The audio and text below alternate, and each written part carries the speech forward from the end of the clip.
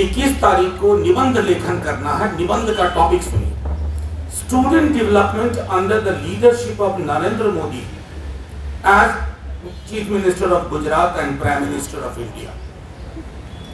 अभी तक हम लोगों ने सुना था कि मृत महापुरुषों पर अब इनको भरोसा नहीं है कि जाने के बाद कोई लिखवाएगा कि नहीं लिखवाएगा, तो जीते जी लिखवा रहे। मेरे मित्र रतन ने मुझसे कहा कि संसद में तो मैं मुगालते दूर कर दूं। संसद एक ऐसी चीज है जो महज अब इमारत, और पुरानी वाले में चूंकि आत्मा भटक रही है पुराने लोगों की, तो हमारे प्रधानमंत्री जी ने कहा कि भटकती आत्माओं के बीच नहीं रहना है, नई इमारत बना रहे हैं संसद की। मैं मोदी जी को, प्रधानमंत्री जी को बहुत करीब से जानता हूँ। संसद से वो नहीं डरते, सड़क से कभी कभी डर जाते हैं। आपको वो डर, वो खौफ सड़क पर पैदा करना होगा और उनको भी एडुकेट करना होगा। मैं मोदी जी के मतलब प्रतिस्पर्धी, उनके विरोध में हूं, लेकिन मैं चाहता हूं कि वो बेहतर इंसान हो, बेहतर प्रधानमंत्री बने। और चूंकि बेहतर, आखिर कई वर्षों बाद राष्ट्र और व्यक्ति एकाकार हो गए, कोई फर्क नहीं। राष्ट्र मतलब मोदी जी, मोदी जी मतलब राष्ट्र। मैं ये क्यों कह रहा हूं, अभी 2 दिन पहले खगड़िया में जिला शिक्षा परियोजना की तरफ से एक चिट्ठी गई कि 21 तारीख को निबंध लेखन करना है। निबंध का टॉपिक सुनिए, student development under the leadership of Narendra Modi as chief minister of Gujarat and prime minister of India. अभी तक हम लोगों ने सुना था कि मृत महापुरुषों पर अब इनको भरोसा नहीं है कि जाने के बाद कोई लिखवाएगा कि नहीं लिखवाएगा, तो जीते जी लिखवा रहे। Anyway, I'll just flag, most of my colleagues have spoken about couple of things. जैसे नमिता जी ने भी कहा, if you carefully listen to the ad of mutual fund, तो जब आपको बेनिफिट्स बताए जाते हैं तो रुक रुक के बताया जाता है, और अचानक से बहुत तेज आवाज हो जाती है जब आप सुन नहीं सकते, जिसमें रिस्क की बात होती है।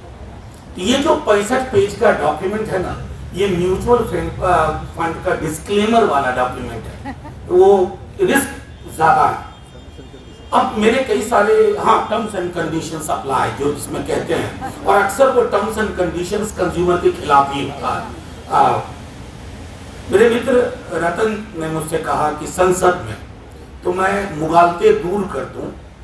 संसद एक ऐसी चीज है जो महज अब इमारत, और पुरानी वाले में चूंकि आत्मा भटक रही है पुराने लोगों की, तो हमारे प्रधानमंत्री जी ने कहा कि भटकती आत्माओं के बीच नहीं रहना है, नई इमारत बना रहे हैं संसद की। मैं ये इसलिए कह रहा हूं कि संसद पे भरोसा मत कीजिए। किसानों ने संसद पे भरोसा नहीं किया। मैं संसद में उस दिन था और मैंने कहा था ऑन रिकॉर्ड कि सभी दलों को चाहिए कि विप, दलीय विप को छोड़े। किसानों ने विप जारी किया, नहीं सुनी। मैंने इतना, मुझे भी भरोसा नहीं था, लेकिन मैंने कहा था कि एक दिन आपको ये वापस लेना होगा। मैंने सोचा था कि हम लोग होंगे ना होंगे तब वापस होगा, होते ही हो गया वापस, रहते ही।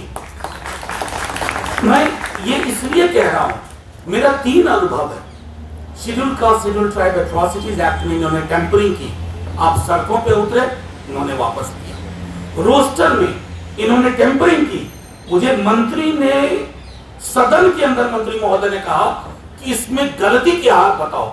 मैंने कहा सर, गलतियां तो मैं बहुत बताऊंगा, आप मुझको एक अच्छी चीज बता दो। इसमें एक अच्छी चीज रोस्टर सिस्टम में क्या, वो वापस हुआ।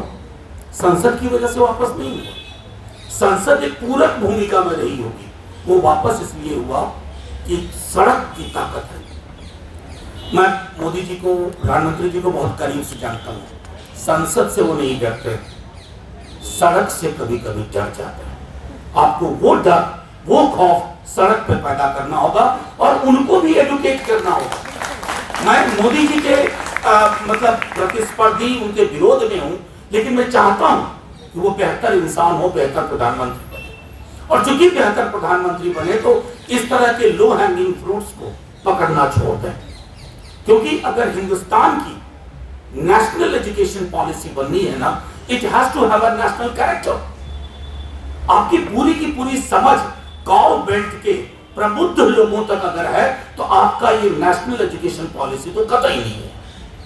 ये न्यू एजुकेशन पॉलिसी हो सकता है आपके न्यू इंडिया का, जहां आपने ये तय कर लिया है कि शिक्षा को बाजार के समक्ष साष्टांग करवा दे। और मैं ये देख सकता हूं, टेलीकॉम में हमने ये देखा, हम सब याद करें टेलीकॉम में क्या हुआ। आपको उसी तरह की व्यवस्थाएं, अभी आपका 12th का एग्जाम हुआ नहीं तो जैसे जियो का कॉल आता था आपके लिए 4 GB फ्री में मिलेगा, आपको इसी तरह के कॉल आएंगे कि साहब ऐसा है ना कि हॉस्टल में एक पर्दा एक लगा के देंगे आपको अलग से, उसका आपको चार्ज नहीं देना पड़ेगा। Education had an emancipatory role. आप बाबा साहब को पढ़ो, मैं अपनी बात नहीं कह रहा।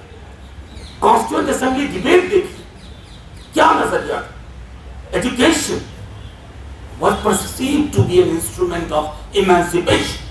आप क्या कर रहे हैं आज इतने वर्षों बाद। और मैं एक बात और कहूं, मेरे पंकज जी ने भी कहा था कि जब आज हम क्रिटिक कर रहे हैं तो मैं ये कतई नहीं मानता कि इससे पहले कि दुनिया सुनहरी थी या स्वर्ग था।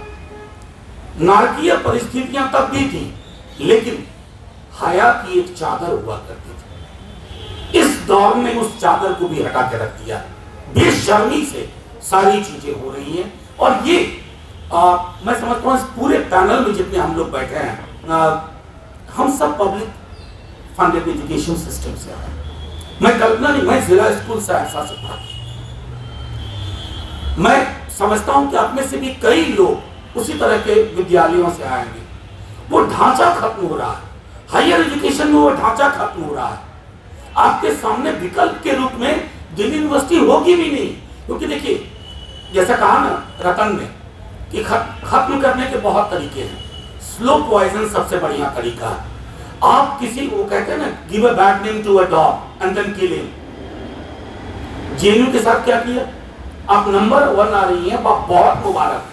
लेकिन आप बिहार, उत्तर प्रदेश के दूर दराज के इलाके में जाइए, मुझे कई दफा लोग कहते हैं सर बाकी सब तो ठीक है लेकिन जेएनयू के पक्ष में काहे खड़े हो जाते हैं। डेमोनाइजेशन बहुत तरीका है, डेमोनाइज करो, डिनाइग्रेट करो। ये इन तरीकों के माध्यम से इसको विकल्प के रूप में ही खत्म कर दो। अब एक दो छोटी चीजें कह करके मेरे कई साथियों ने कहा इक्वालिटी, फ्रीडम। मेरा मानना है कि कोठारी कमीशन जब आया, हालांकि उस पर भी हमने कोई काम नहीं किया, इसलिए मैं कहता हूं कि अतीत में सारी चीजें अच्छी हो रही थी, ये भी नहीं, लेकिन हाँ एक क्रिटिकल नजरिए के लिए स्पेस था और उस स्पेस को देशद्रोह की संज्ञा नहीं दी जाती थी।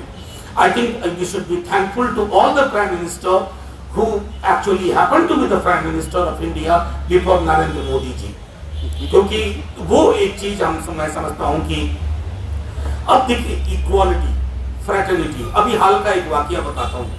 आप लोग कहते हैं ना संसद अद्भुत चीज है, संसद यहाँ चुपके से, और मोदी जी की पार्टी ये वाटर टेस्टिंग का काम करती है।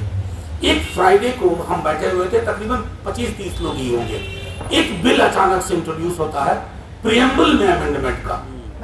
तो मेरे कान खड़े हुए। बचपन से तो प्रियम्बल हम लोगों के लिए गीता, बाइबल, कुरान है। हालांकि मैंने उन तीनों किताबों से कोई बहुत वास्ता नहीं है, फिर भी कहने को गीता, बाइबल, कुरान है। मुझे लगा प्रियम्बल, तो वो साहब जो बोल रहे थे, मैंने कान में वो लगाया जिसमें बढ़िया ट्रांसलेशन होता है।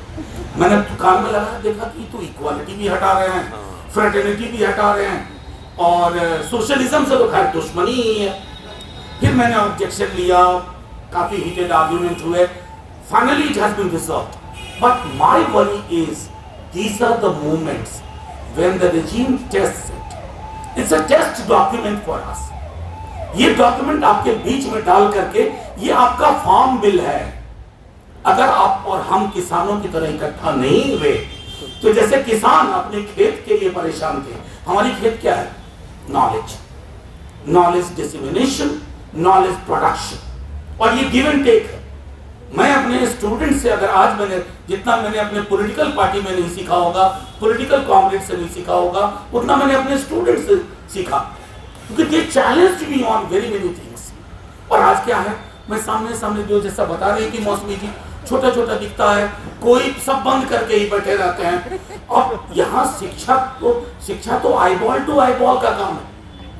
मुझे आंख से पता चलता था कि उसे पसंद नहीं आ रहा है या पसंद आ रहा है। मुझे आंख से लगता था कि इसके जहन में कोई सवाल है, ये पूछना नहीं चाहता है, ये पूछना नहीं चाहती है।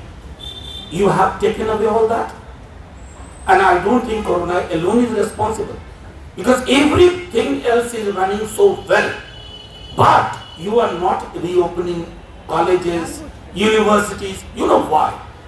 अगर आज कॉलेज खुला होता तो ये मीटिंग हो सकता है आर्ट्स फैकल्टी में हो रही होती, ये मीटिंग हो सकता है जेएनयू में हो रही होती, प्लेकार्ड भी होते, सिर्फ आयसा के नहीं और भी प्लेकार्ड होते। ये असल में डरपोक लोग हैं, इनके डर का फायदा उठाइए। असल में हम क्या हो जाता है, इनसे डर जाते हैं।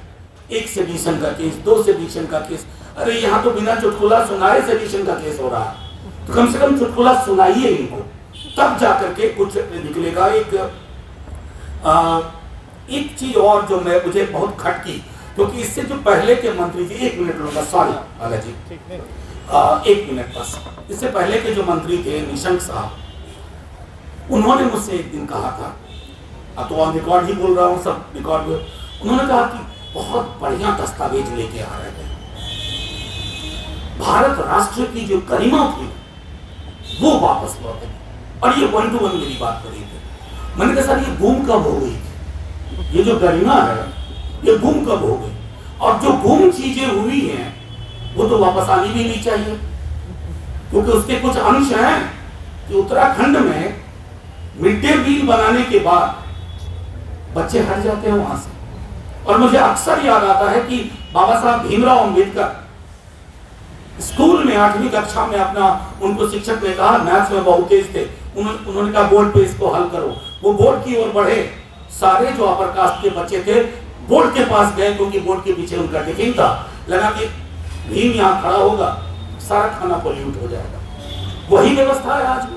तो उस व्यवस्था को तोड़ने के लिए इसमें प्रावधान नहीं है। एक मिथकीय अतीत का गौरव गान है, और मिथकीय अतीत के गौरव गान से कोई देश महान नहीं बनता।